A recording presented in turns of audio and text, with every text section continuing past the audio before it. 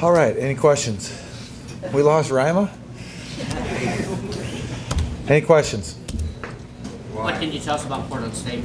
Portland State is, you know what, when I watched them on film, they're offensively, they got a great offensive line. Very, I was expecting a lot of different things, anticipating some stuff, but what was very noticeable was the strength of their offensive line and how well fundamentally sound at what they do. So I can understand why they win the games they win in the league they're in. So being the Big Sky champion, they beat Montana State, Eastern Washington. They've got some great wins.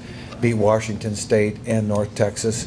So they got two 1A wins. So, but when you win those kind of games consistently over the course of a year, something has to be very good. And I think the offensive line is what stood out to me. You look at Big Sky, you think Big Sky, you think wide open offenses, they're going to throw the ball over. But here's a team that's averaged more than 200 yards rushing a game 6 straight years now. Talk about they're going to try to run and they're running 550 times this year, almost, I think, 45 times a game. Well, exactly. He hit it on the head. And if you didn't hear him, he said they're going to rush the football, as they are, about 50 times a game, like you said. But, you go back, that was intriguing. We all think of, I don't know much about this football team from past experiences. So when you start looking at them, you're looking for the same kind of offenses that we've seen in the Big Sky anyway.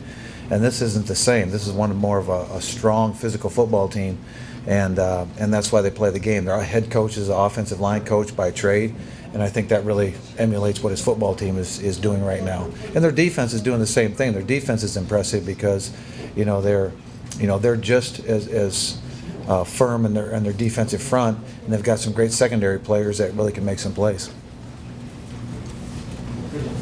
You look at it, they have, I think they got a junior college quarterback, and they turned some of their backup quarterbacks into receivers, and they got receivers, became running backs. They kind of move some pieces around, so you got to look for some different things. Yeah, they've got what they did. They've been playing two quarterbacks. They've settled in on the one from the junior college as of lately, but they have put the other guys in different positions. There is a lot of trickery going on out there. There's a lot of deception that they'll use, probably more so than most teams do that we've played. So there is that facet of the game that we'll have to be prepared for, and being that they've had an extra week to prepare, I'm sure there'll be even more on the table now, because when you get an open date, you tend to install some of those things. So, no matter who they played, I'm sure it wasn't just for us. As they go into the playoffs, I'm sure they're going to carry their package of trickery, which is double passes and reverses. And, I even saw on one film they had with the hideout ball underneath the guy, and he takes off the other direction. So they've tried it all over the course. So, they have that kind of football team and that kind of mindset. So I'm sure we'll see something.